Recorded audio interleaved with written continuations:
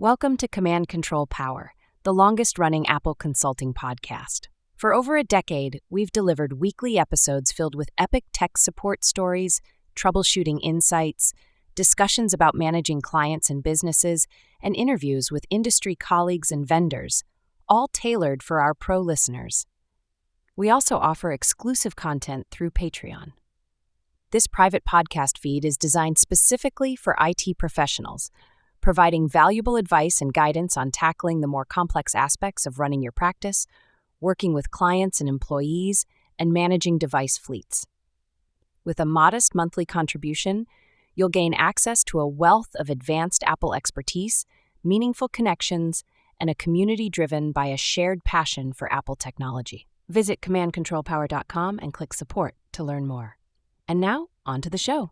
Welcome to another episode of Command Control Power. Good to see you, Jerry. It's just me and Jerry today. That's right. I think Sam is actually, if you look at my live photograph here, He's standing off in the distance somewhere. I see him there, through the leaves. Sam. Yeah, nice, He's, I think, on location, reporting from the field somewhere, but maybe literally the field if you look at your photo there. So, Jerry, I wanted to chat with you. I know you have some new hardware to discuss, always an exciting time. And speaking of new, we saw recently that Apple changed their online store. So they changed the way the online store basically works. I have not heard any of our usual favorites discuss this yet. One particular observation that I have, they've mentioned the new store, that kind of thing, but I haven't heard anybody mention the URLs. I'm thinking of Accidental Tech Podcast and John Gruber's show and things like that. They usually comment on a lot of the same things we notice in the field. One thing I noticed was I was speccing a 14-inch MacBook Pro M5 Max 8 terabyte model for a client, which is super maxed out machine, very expensive model, but she actually needs all that space. Photographer client. And when I spec'd it out, before I put it through her custom store, I did it through the Apple online store, the usual way that anybody at retail buys hardware. And a big improvement there is that when you adjust all those settings, you go down the list from choose your color. You got to choose a color first. That's really important. Choose your processor, all the different features. As you go down the list, if you copy and paste that URL, all of your choices are actually embedded in that URL now, which is new. That was not the case in the past. So I used to have to go in and I used to select print out the cart. Exactly. And I would, either print the cart or just copy and paste the kind of list of specs. So I would either way just show them here's what you need. But a lot of clients had trouble with that. They would find their way to something else and send it to me and say, is this right? And then I'd be comparing what I meant to send them with what they sent me. Now I'm double checking their work, basically. Even more frustrating, it used to be that you'd have to select a model. So either the base MacBook Pro M5 or MacBook Pro M5 Pro or whatever. And moreover, you'd have to select the color at the very beginning. And the link you would send the client, here, start with this link, and then choose 24 gigs of memory and choose 1 terabyte storage, whatever the choices were. You'd give them those instructions, but you had to send them a link to the model that had a certain color chosen that I ended up choosing for them because I didn't always know what color they preferred. So I just make something up. Okay, silver. Now, all of that goes away because you send them a link and right in the URL, it has apple.com/shop/buy-mac/MacBook Pro 14-inch base black standard display, Apple M5 Max chip, 18 core. So it's all this one long string. So I can send them that link. They get to the landing page with exactly what I configured. And if they want to change the color, they can just change the color right there. So really much better user experience when you're sending, whether it's clients or your family and friends, these recommendations. It's just better on both sides. Big improvement. I really appreciate it. I had no idea this existed. I just did it as a test because I didn't believe you. Why would you believe me? And that's fantastic because like we were saying, you would print out the cart and I would have to make sure that if I printed the PDF that I was going to email to them, I had to expand out the little disclosure triangle so all the details would show up. And sometimes I would have to annotate the PDF and put arrows next to, no, you want 24 gigs of RAM, not you need a 1 terabyte drive. Make sure you have to select those. So the fact that, like you say, you could one URL is amazing. It's really great. Makes a big improvement just with that process that we do, I don't know, once a week or once every couple of weeks for random clients or whoever. Right. Yeah, really I would think Apple too, from a tracking standpoint, there's probably an easier way for them to, this is an easier way for them to track how many of this particular configuration they sold versus having to pull the order information in some other way. I would think this would be a much easier way for them to parse these details for statistics. I don't know. Yeah, they're also getting new statistics like which ones are being recommended, regardless of what gets bought. Which URLs are people landing on? Loading on, yeah. Right. Yeah, what loads up. Exactly. Yeah. This looks like a popular configuration. Maybe we should offer a discount on this or whatever it is. It's interesting. Yeah. Nice. Speaking of the new Apple Store methodology, I guess you got to exercise that live recently. How did your new purchase go? Yeah, I was using for last couple of years an M3 MacBook Air and with 24 gigs of RAM and that 10-core GPU, I guess. And my philosophy is you get a pretty good trade-in value. I think it's $550 for it. And if I waited another year on it, it would just get that much older and it might be worth a little bit less in value, maybe $450, maybe $350. So with that trade-in, it was just a small amount of payments a month. And I always do the financing at 0% because using Apple's money. So I think I'm paying them something like $60 a month. Nice. And so the migration went great. And I used a Thunderbolt cable, maybe not the fastest Thunderbolt cable. And I want to talk to you about that, doing remote migrations with Thunderbolt cables, because I had one that recently happened with a brand new MacBook Pro that we onboarded for a client. And it's still in progress because we tried to do the migrations several times over Wi-Fi. It failed. I had him order up a Thunderbolt cable that Justin Escar recommended on Slack because I shouted out and the folks on Slack chimed in. And Justin said, get this Anker cable. Oh, yeah. And so I got that. He ordered it up. We tried the cable. We tried multiple ports.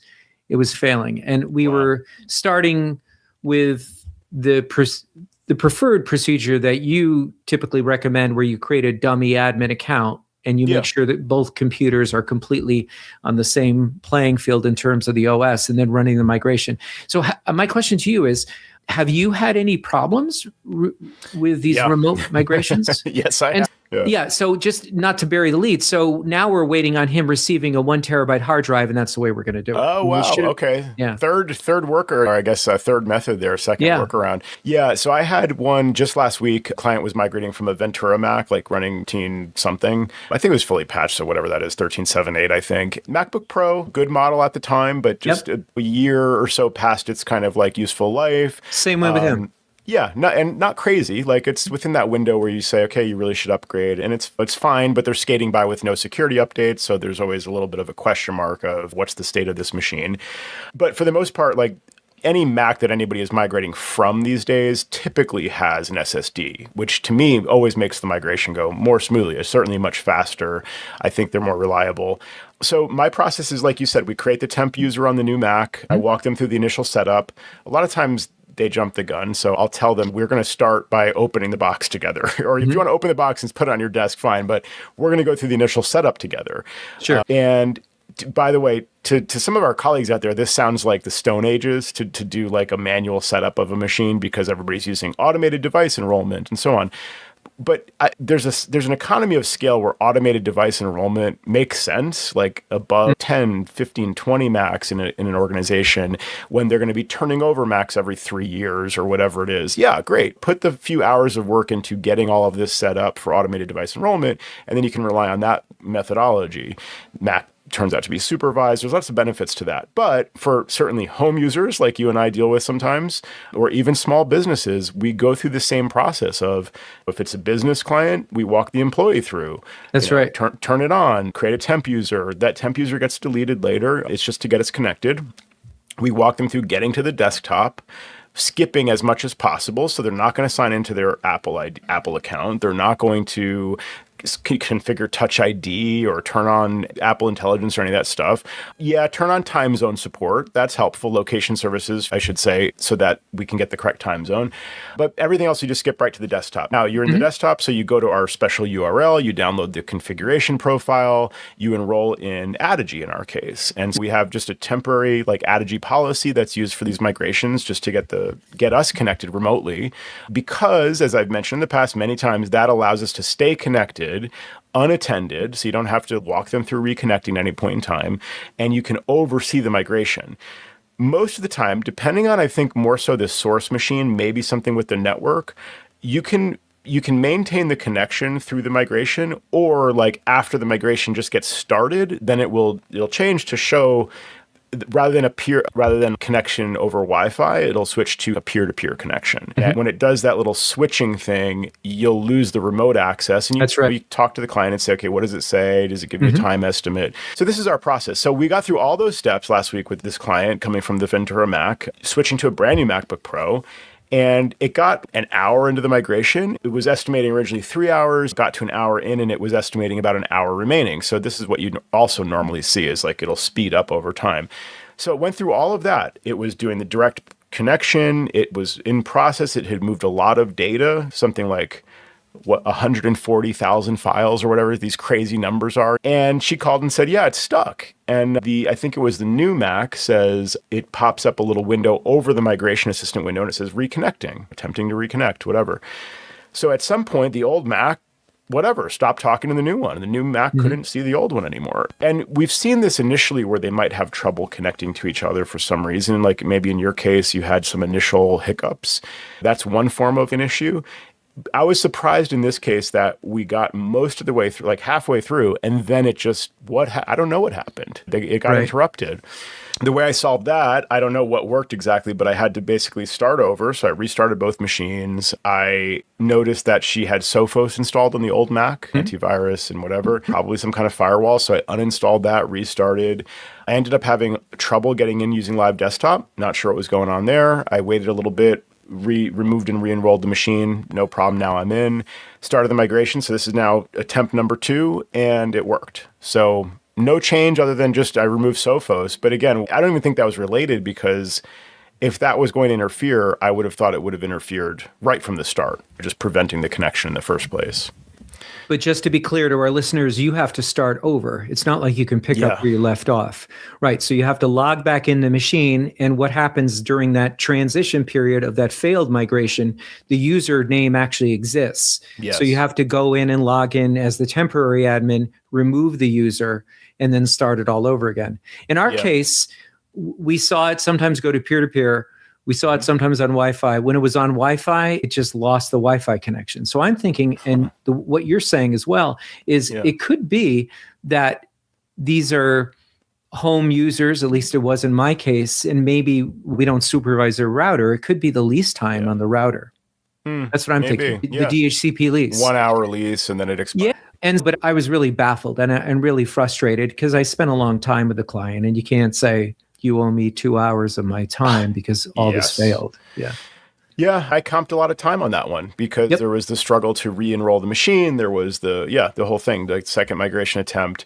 Also, in some cases, these clients, when they go a year past the prime of that Mac and we've been recommending whatever, and then we get these hiccups, sometimes I do say, you know what? I mean, this is the cost. This is the time it takes. Would it have been better if we had been there in person? I don't think so. It's not as efficient to go there, charge them for travel, sit and struggle in person. The clock is running the whole time. You get to that second attempt a little sooner, but you still don't know if it's going to work. So do you hang around? It is what it is. This is the process. And this, what they're paying for is the fact that you're struggling and not them. And they don't have to go to Apple and come back with a machine that's, maybe they still have some setup to complete at that point and it's partially done kind of thing. So we're giving them that extra service, and sometimes it takes a little extra effort from us.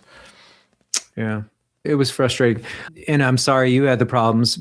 And now I realize that I was supposed to hear from the client yesterday when the drive was supposed to arrive, and he's gone radio silent. So I think he's actually missed his window to return his machine. I messaged him a couple days ago, and I had a number of personal things going on, so I didn't get a chance to follow through on that. But I told him, you need to call Apple and explain what happened and get that return, because he was going to trade in his Mac. And I think they use a third-party partner to do that, to do those evaluations. Apple's not doing this. Apple employees aren't doing this somewhere. But just to close the loop on the M5 MacBook Air, it runs about the same. It's a touch quicker. Nice. I haven't done any processing, like working with audio files. That's typically what I do sometimes with the show.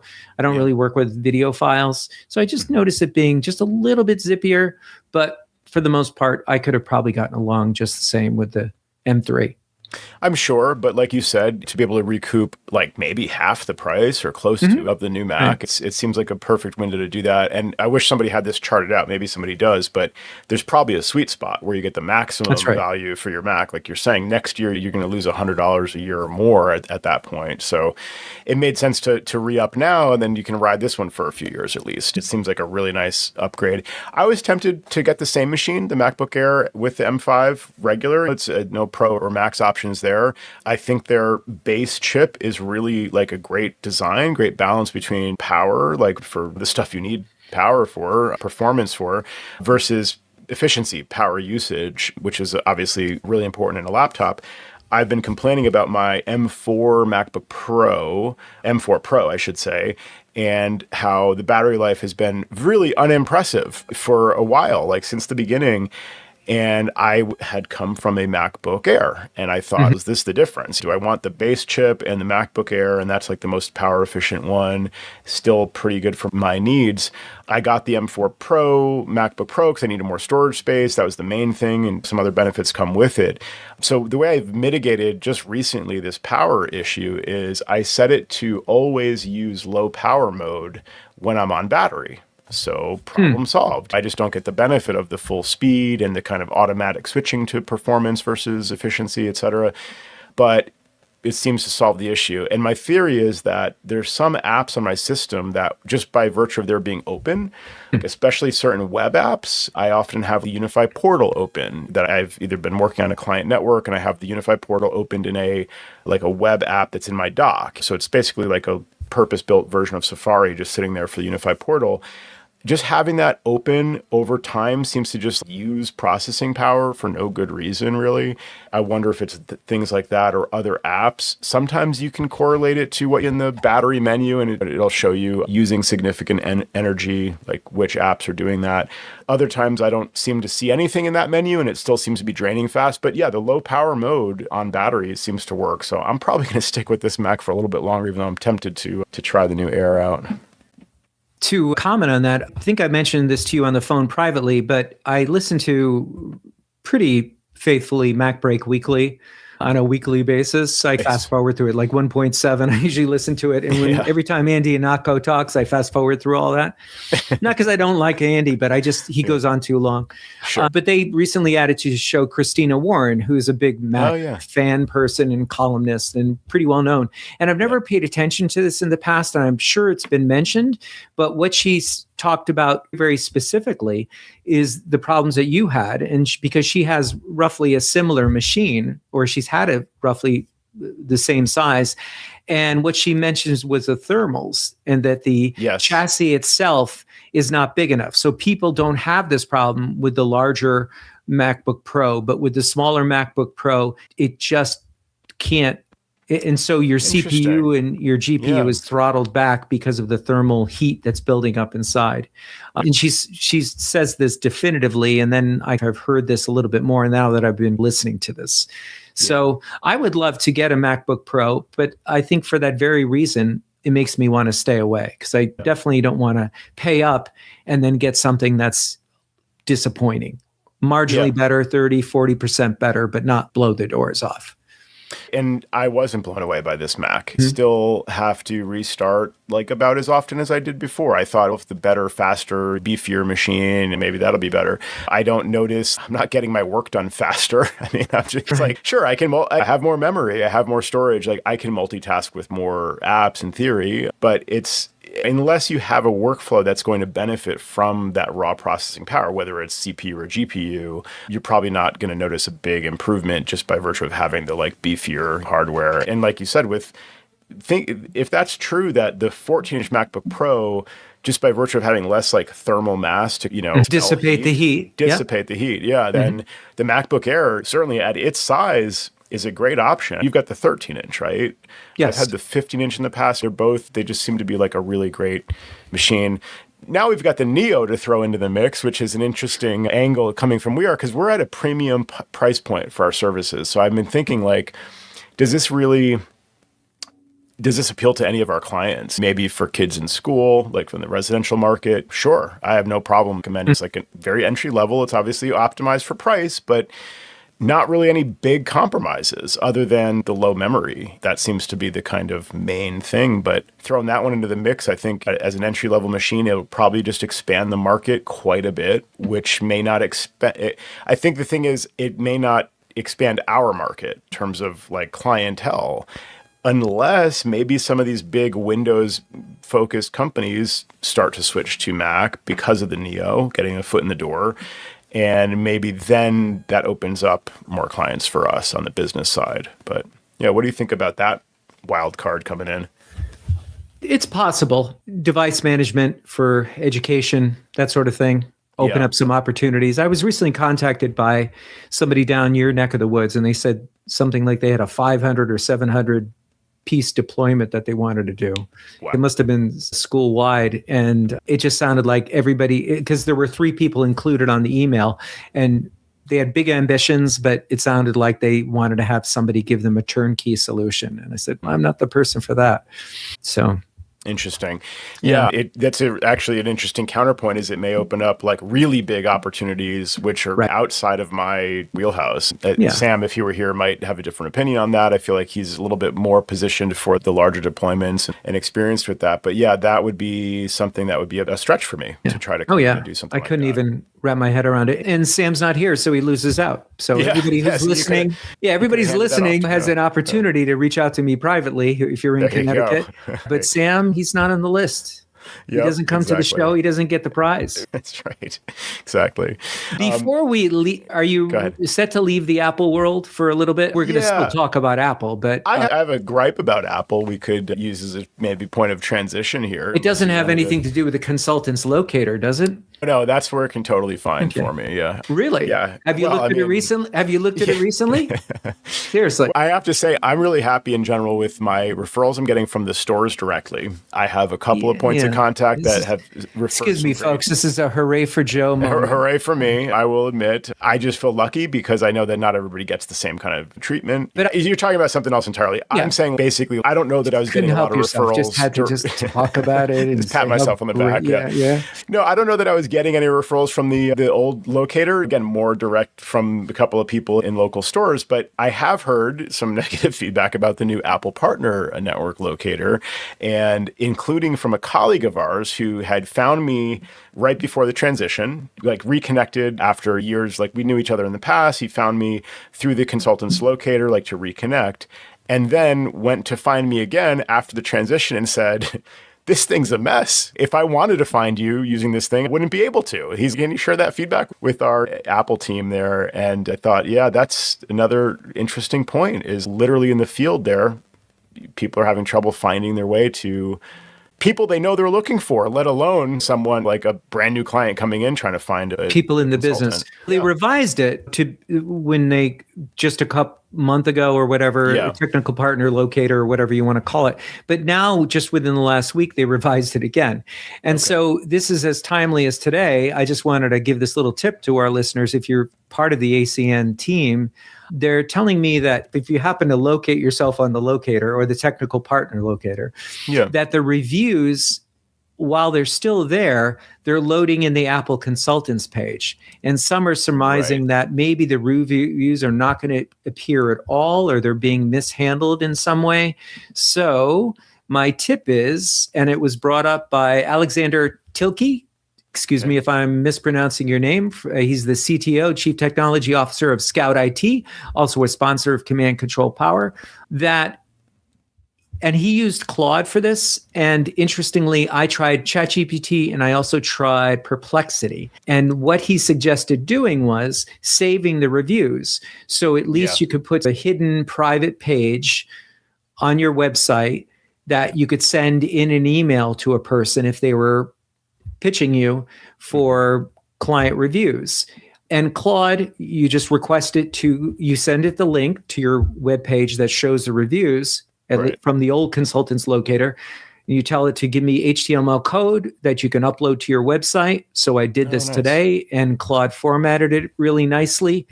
And it was a great tip. So thank you very much for that.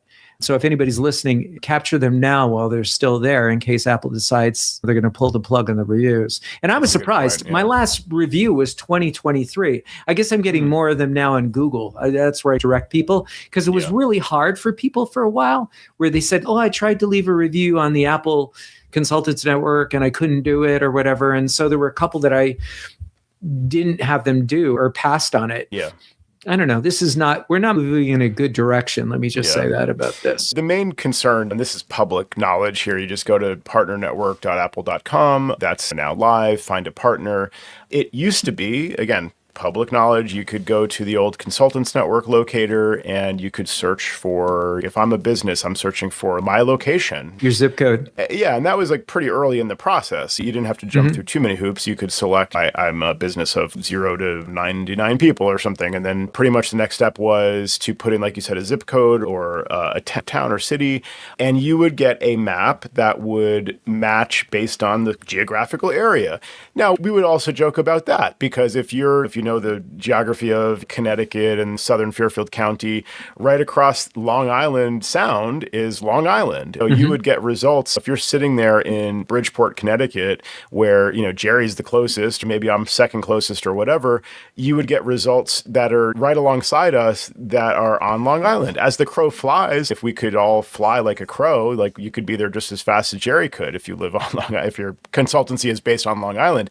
But if you drive an automobile, like most people do, you have to wind your way all the way down Long Island, which is a long island. Imagine that. And so you're driving down this long island and then around the horn to come navigate all the way up the coast of Connecticut to get to this potential business opportunity. So most of the people that you would call, even though they show up on a number 1 or 2 on the list there, would decline the work if they have to make that kind of trek to get to the client.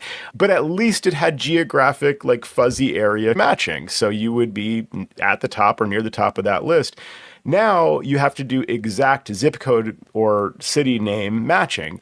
My test has always been put in the town where I grew up. That was always, I go to the locator, I test it, where do I appear? I don't have an office in that town, but that's just the town where I grew up. That's where a lot of my clients have been traditionally over the years. And so I put that address in, either by zip code or the city name, town name. I put that town in now and I get no results. It won't even show me, it just won't refresh. Like you can't put in a zip code or a town name that doesn't have somebody physically in that exact place. Not one town over. They have to be in that town. Okay, I can find myself if I put in my office address location. But Sam doesn't appear on that list, even though he's in the same town. So is that because he didn't show up on the show tonight? Is that why? There's a correlation there. Oh, by the way, I prefer to fly like an eagle, not like a crow. Okay. I just wanted to tell you that. Nice. Soar like an eagle, yeah. So, Sam has his own bone of contention there because he's, in theory, in the same town. His business is always based in the same place as mine, and I show up and he doesn't. It's not... Apple's not doing me any special favors. Another hooray for Joe moment, folks. That's right. But again, it doesn't work great for me because not all of my clients are in that exact city, right? I'm based. Some of them are, imagine that, one town over. So they're not finding me. They're finding someone in Atlanta or Illinois or whatever because they're alphabetically sorted to the top of the list. So it just seems to me like there's some kinks to work out, and I'm assuming they will work those out. But it's Apple's trying, Joe. They launched it. They just need some more money, maybe. Yeah. They get a slightly bigger team to work on this. Yeah. Yeah. Well, the team we all love, the team we all know and love, I think it's not like they're sitting there. No, of course not. Programming this and no.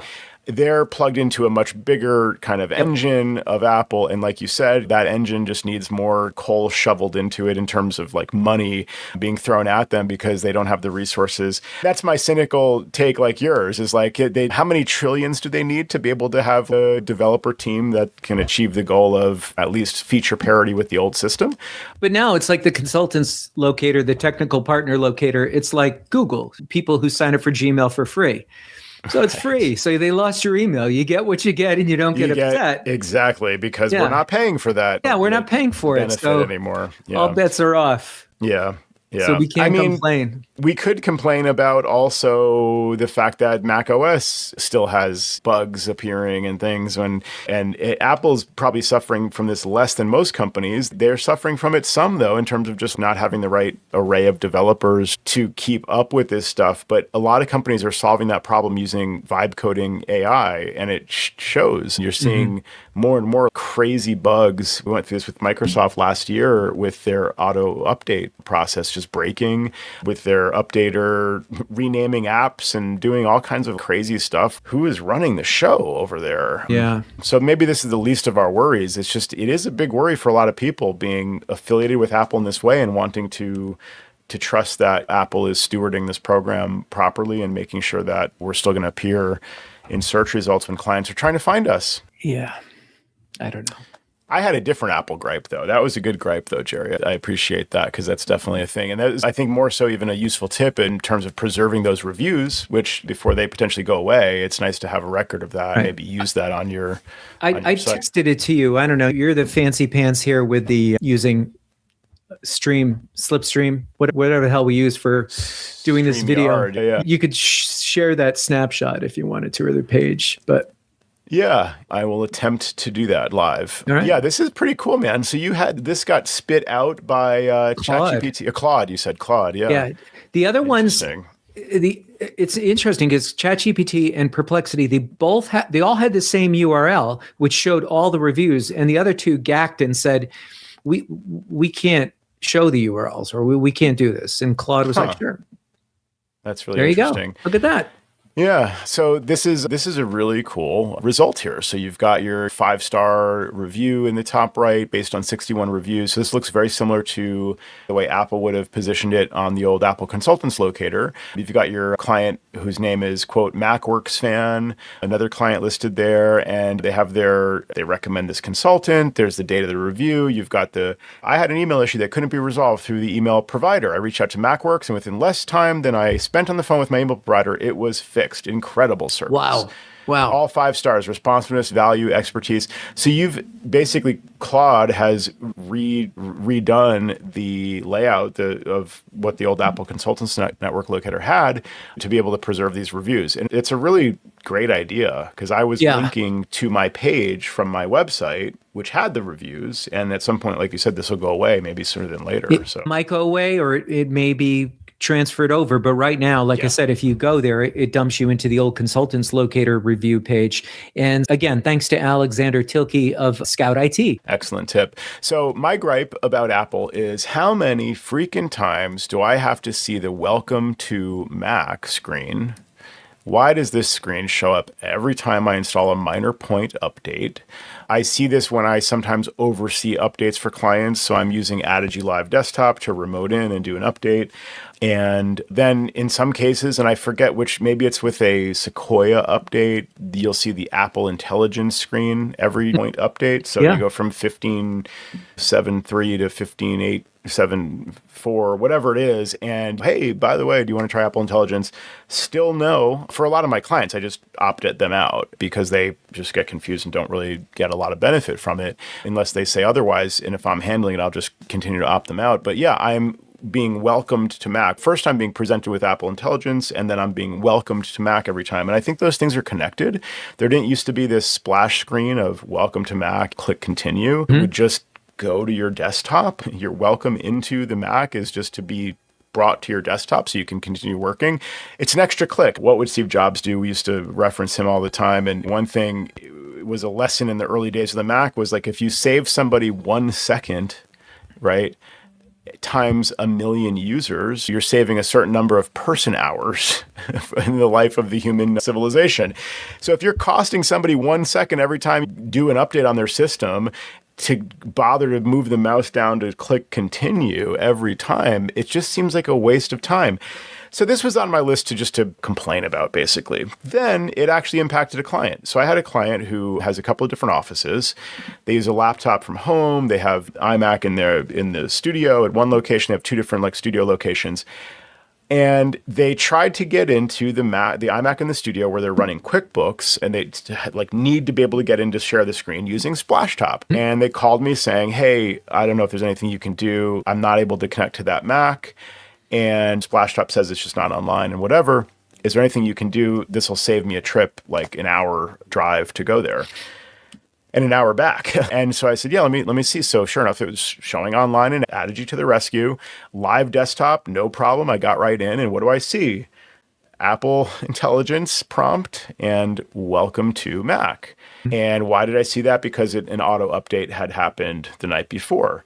So apparently, and I didn't realize this was the case, I'm not sure if it's always the case, but Splashtop was not able to make the Mac available to the remote user on Splashtop. They use it internally to connect until okay, let's go. Yeah. So that's really annoying. That's a real impact for people. So apparently, I don't know if there's anything we can do about that, but I know with, again, automated device enrollment and certain other things, you can skip the setup screens, certain ones. So maybe there's to turn it off permanently on a Mac. But yeah, it's just, it was an example of Apple actively causing a negative impact for a client just to promote their own services, to promote Apple Intelligence. And for whatever reason, this continue button is.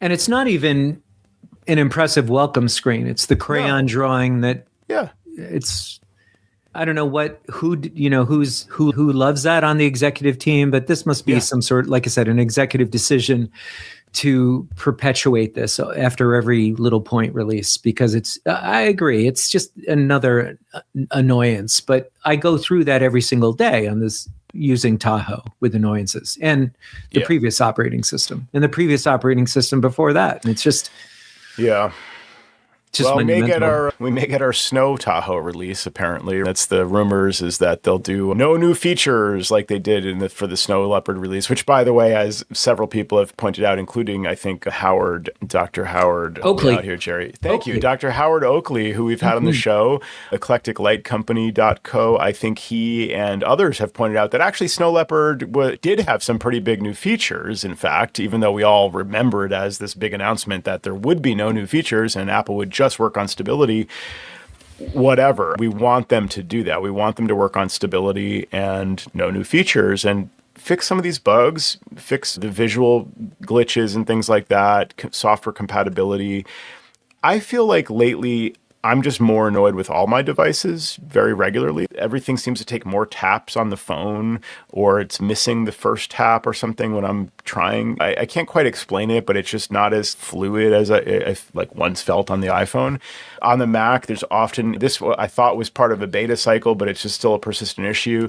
Like when I command tab over to my Messages app and I've got the thread open there and I want to just start typing because I see the blinking cursor, it starts bonking at me because I'm typing into nothing. I'm typing into a modal dialogue apparently, but there is a blinking cursor, but I have to actually click where the cursor is and then I can type. Just little paper cuts like that. And I would just like to see them just do a full accounting of all these little issues and just fix them. That would be a great release. That would be. Yeah. Nobody's asking for new OSs every year. I have clients who are telling me why do we have to go through this cycle every freaking year? You don't want 100 new features in October, September? I mean, I'll take 10 new features. I don't know.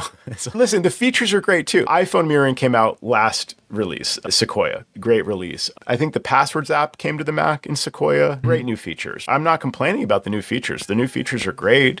I wish they didn't come at the expense of just little regressions in the way that these OSs work for me when I'm just trying to work efficiently. And I just find it's just problematic more than it ever was. I'm not the first or the last to say that, for sure. Speaking of problematic devices, I was out of town.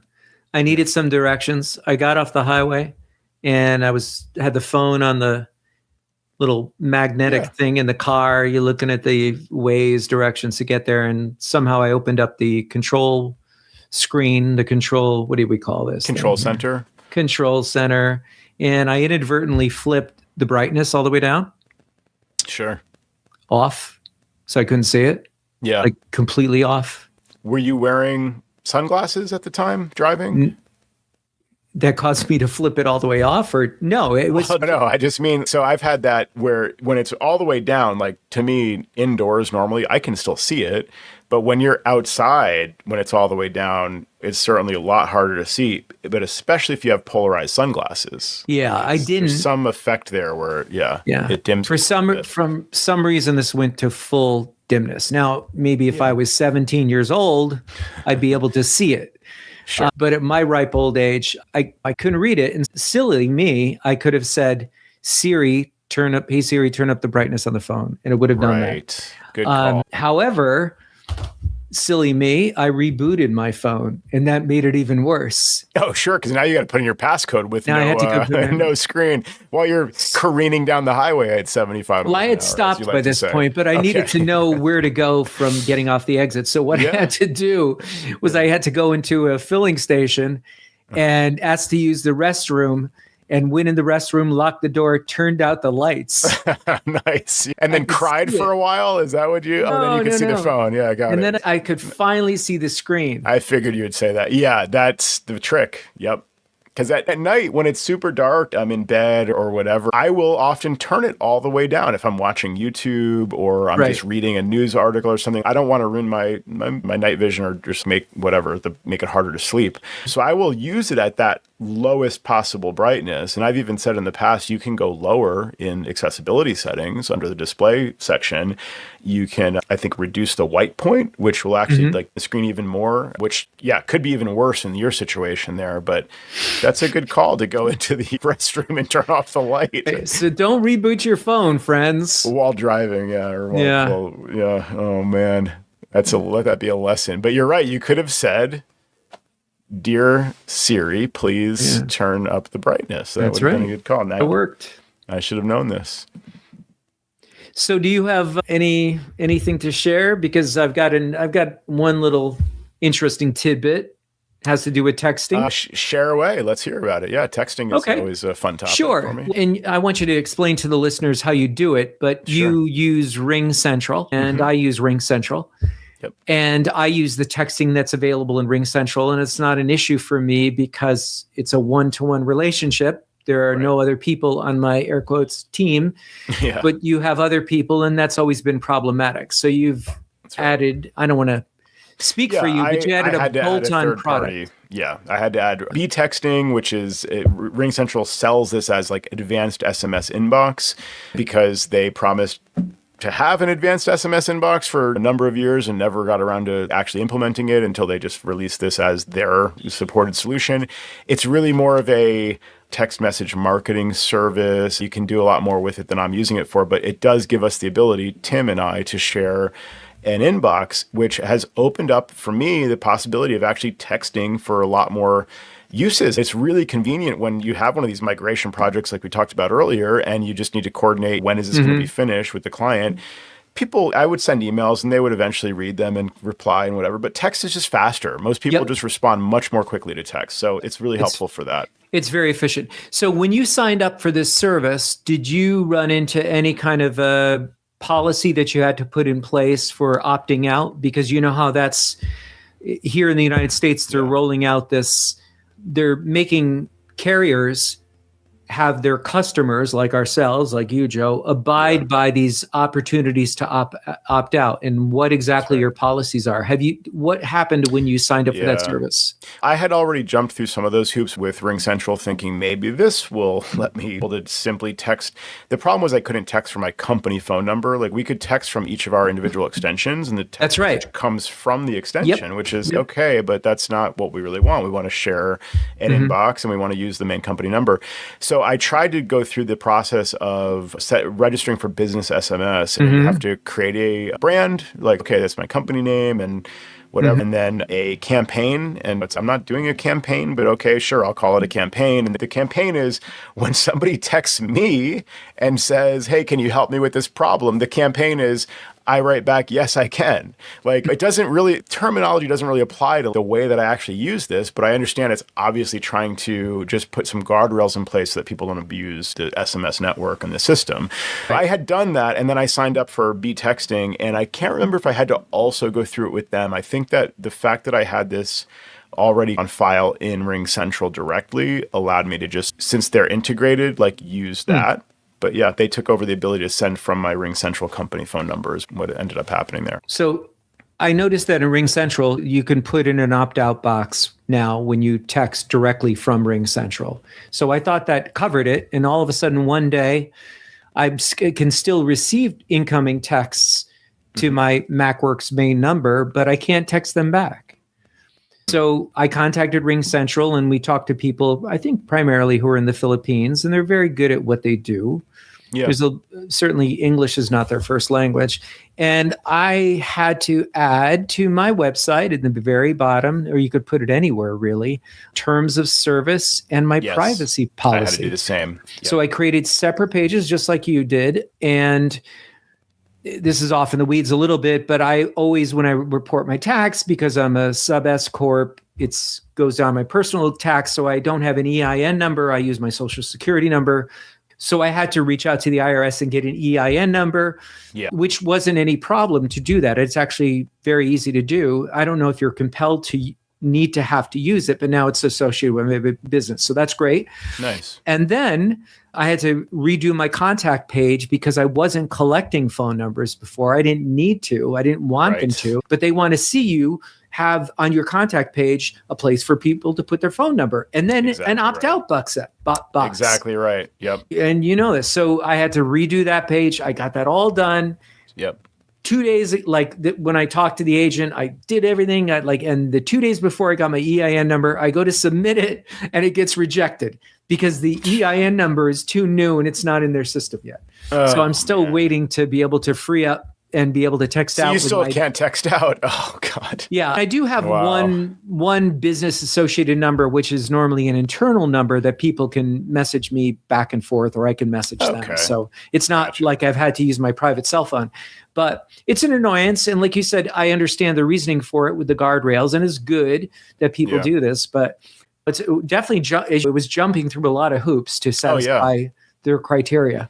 Yeah. Totally. I wish that they just gave me an option at the beginning. I will not send bulk messages. Agree. Okay, done. But yeah, I had to do, in retrospect, I actually really appreciate that this was my kind of impetus to set up a privacy policy and in terms of service. And I at that time, I was using ChatGPT more, and I used ChatGPT to help me develop that and create these pages. And I used actually Termly, I think, is the site for the privacy policy. So Termly is a service you can pay for, and they want you to believe that you have to pay monthly or yearly to maintain your terms of service because it's a moving target, apparently. And I think some of it's true, like maybe laws are changing, like this one came up in the last couple of years or whatever. I'm sure there are laws that are changing along the way, and Termly will keep your terms of service in compliance or keep your privacy policy in compliance.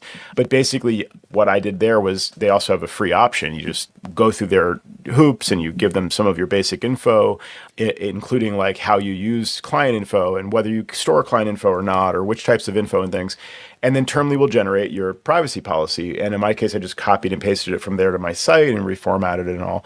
I had to add a section there specifically about text messages and things to incorporate that. And then, like you said earlier, also the terms of service. That became really useful for because I don't think I initially needed a separate terms of service when I was doing the RingCentral business SMS setup, but I needed the terms of service for Stripe. Like when I was setting up to receive ACH payments, I thought, let me have them agree to my terms of service. And so I used ChatGPT to help me create that one.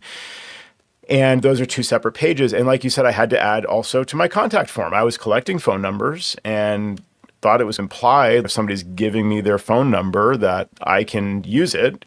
But of course, it makes sense that they don't necessarily, you see this message all the time. Do you want a reminder text about your upcoming doctor's appointment or whatever? And by the way, you may be charged per message or whatever your policy. It's like, yeah, okay, sure. But it's been a long time since most carriers charged 10 cents per text or whatever. And I'm not really going to worry about 10 cents when the doctor costs hundreds or something. Anyway, you have seen this, and that's something I can understand why we need to actually, like I added a field, text messages, SMS, okay to text for support. It's a checkbox in Squarespace. So the client can check, they can opt in essentially rather than opting out. And that gets reported to me as part of my contact form. To me, again, I would never text the client directly unless they contacted me first. So if I could have just agreed at the beginning of this whole thing, I will not send mass texts and I'm only going to reply to people that text me. What's the harm in that? It seems like somebody could have said, hey, when we're creating this whole infrastructure around business SMS, can't we just start at the beginning and say, if you're like a mom and pop shop here and you're just casually texting with people that are your customers already or prospects, like you're just not going to abuse the system. And also, it's not up to me to take them out of the system. If they write back one of those keywords, stop, you have to stop texting them. I'm pretty sure that's handled by the carrier. Like, in other words, RingCentral will not let me text them if they say stop. It's handled on the back end. So it's not like I needed to implement something for that. So it just seems a lot overblown. Yeah, that's an interesting thing that you brought up, because that's been clearly a lot of hoops that we both had to jump through. Yeah. Still waiting, but I'm ready to go. I'm all dressed up and nowhere to go, Joe. Yeah. I can't wait for your first text after all of this. What's it going to be? What emojis are you going to use? You must be like thinking about, how exciting this is. You get to text from your main number at that point. Pinch me. Yeah. So we're coming up to the top of the hour. Unless you had something very nice, you could throw up that picture I texted you a little earlier, and maybe we could. No, you got. Maybe you could tell the wild cards in this one here. Yeah, let's see. So this is an Amazon screenshot here. Yeah. Let's see what this does for us here. Maybe you want to describe this as I'm clicking. What Joe's putting up on the screen is a bill of goods that was just delivered to my doorstep for a job that I'm doing Saturday morning. And it's a respirator cartridge filters, specifically the P100s, a 3M rugged comfort latch half face piece reusable respirator. Nice. Dual goggles, clear anti-fog, dual mold safety goggles, Clorox hydrogen peroxide cleaner disinfectants, and a hazmat suit. Are you sure you're not a prepper? I know you've been accusing me of being in the prepper world lately, but the 3M, I have to say, I've encountered these products on Amazon as something you might want if around here, like we've talked about, even just fire. I think this would be good potentially in case there's like smoke in the air and I want to go for a walk. But what the heck tech job do you have cooking here, Jerry, with all this stuff? Interestingly, those respirator cartridges, and they're replaceable. So depending on what type of work you do, I didn't know about any of this. The 3M face piece, you can put these cartridges on the side, and if you're like taking drywall off, you would use a different type of respirator. I see. But this one is, I'm cleaning out mouse stuff in a network closet. Oof. Yeah. Wow. Yeah. I'm taking this network down, and it got so bad where I suggested to the client, I said, look, we got to do something about these mice. And if anybody else took over my job, they would take one look in this closet and they go, who the hell was doing this work for you? What kind of a company would allow this to happen? And that's really interesting. Yeah. Yeah, they're out in the woods, and it was embarrassing for me. It's my reputation. So why am I doing it? Because I'm going to charge them for it. And secondly, there's no one else I would want handling the equipment. So there's a couple of network attached storage devices. There's a couple of Mac Minis. It's all together, and there's rack mounted items.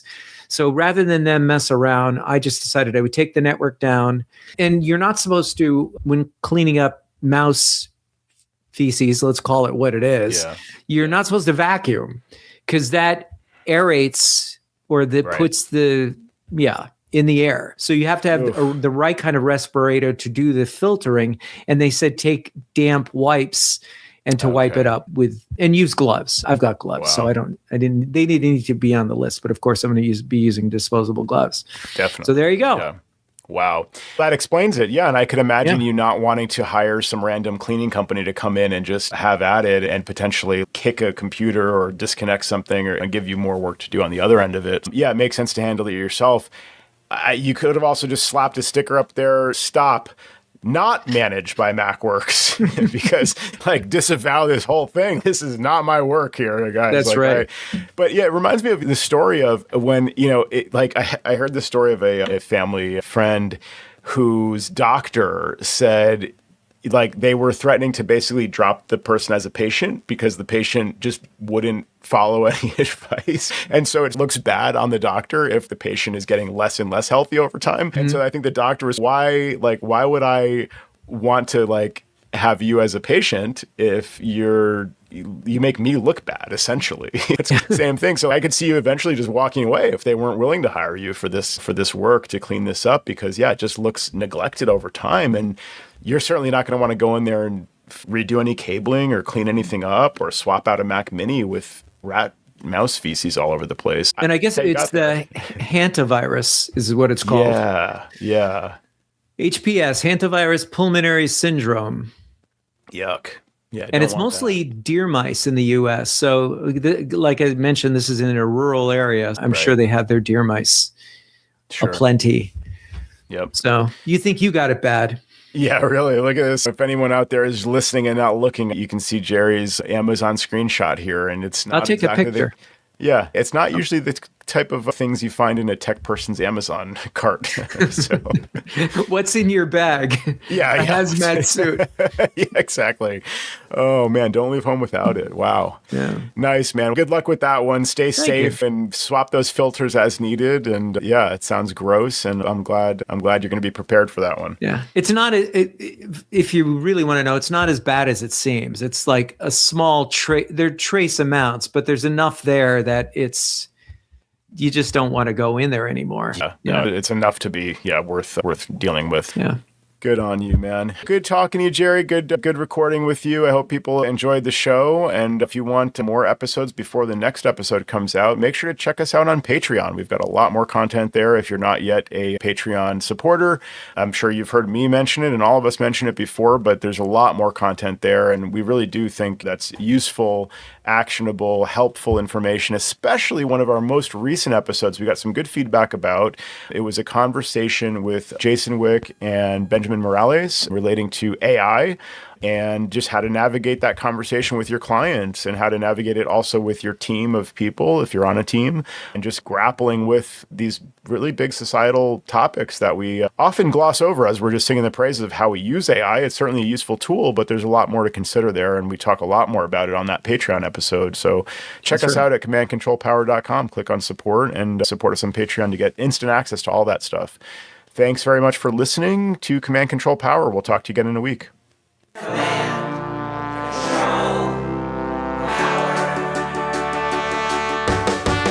Jerry does his voices of customers of all kinds. Am I on the cloud?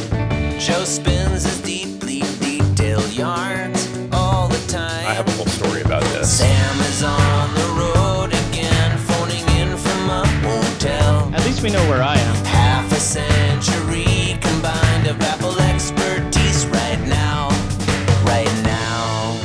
My Mac is slow. Have you tried restarting?